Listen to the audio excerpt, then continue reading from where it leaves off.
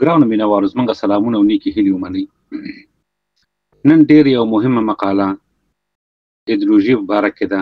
د دې تعریف څه دی او په انسان باندې څه اغېز لري. د دې په باره کې د تاسو سره یو مقاله شریکول غواړو او له تاسو دوستانو نه ډېره په درنښت هیله کوو که چېرې دا مقاله مو خوښه شوه له نورو دوستانو سره یې که شریکه کړي نو منندوی به مو یاستو. مقالې سرلیک: ایدیولوژي تعریف، سرچینه او په انساني ژوند یې اغېزې. لومړنۍ برخه ایدیولوژي څه ده؟ ایدیولوژي د باورونو، ارزښتونو او مفکورو هغه مجموعه ده چې د انساني عمل، چلند او فکر لارښوونه کوي. په ټولنیزو او سیاسي علومو کې ایدیولوژي بنسټیز نقش لري او د ټولنې او ځواک اړیکو د تحلیل لپاره یو چوکاټ برابروي. دویمه برخه د ایدیولوژي سرچینه. ایدیولوژي د تاریخ، کلتور، دین، ټولنیزو او اقتصادي شرایطو له ترکیب څخه سرچینه اخلي. دا مفهوم په لومړنۍ ځل په 1996 کال د فرانسوي فیلسوف انطوان دو تراسي لخوا معرفي شو. هغه ایدیولوژي د مفکورو علم په توګه تعریف کړه.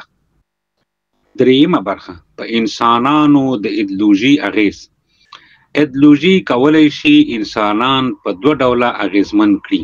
یو، مثبت اغېز، د پرمختګ لپاره د هڅونې او هدف ورکول.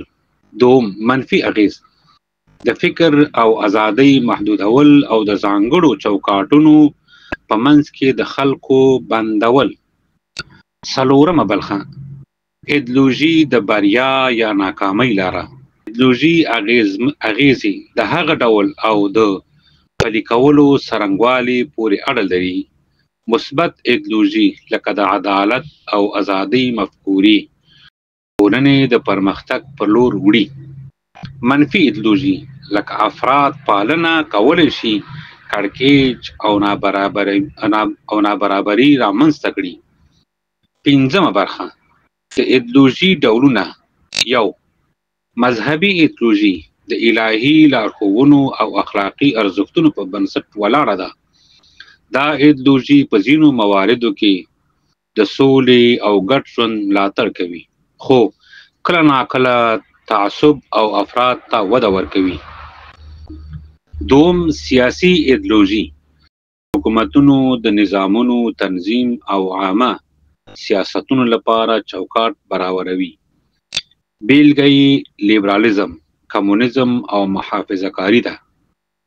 دریم، ټولنیزې او کلتوري ایدیولوژي په ټولنیزو ارزښتونو، دودونو او چلندونو تمرکز کوي او کلتورونه جوړوي. شپږمه برخه عصري او کلاسیکي ایدیولوژي. ایدیولوژي په عمومي ډول په دوه کټګوریو ویشل کېدای شي.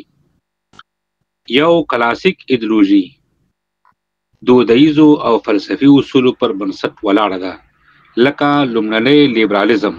دوم، عصري ایدیولوژي په معاصرو موضوعاتو لکه بشري حقونو او چاپیریال باندې تمرکز کوي.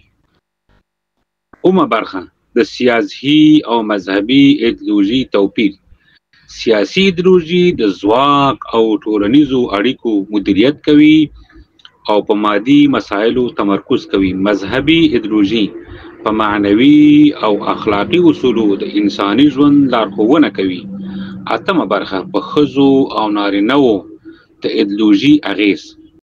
ایدیولوژي په عمومي ډول د ښځو او نارینه‌وو لپاره توپیر نه لري، خو ځینې ایدیولوژي ممکن د ښځو او نارینه‌وو لپاره بېلابېلې نقشې او حقونه تعریف کړي.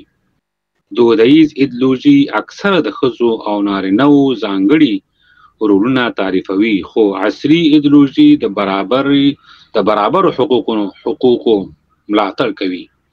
پایله: ایدیولوژي د ټولنو او انساني فکر په جوړولو کې مهم نقش لري. ایدیولوژي صحیح پوهه او مناسب کارونه کولی شي ټولنې د پرمختګ او عدالت پر لور یوسي او له افراط پالنې څخه مخنیوی وکړي.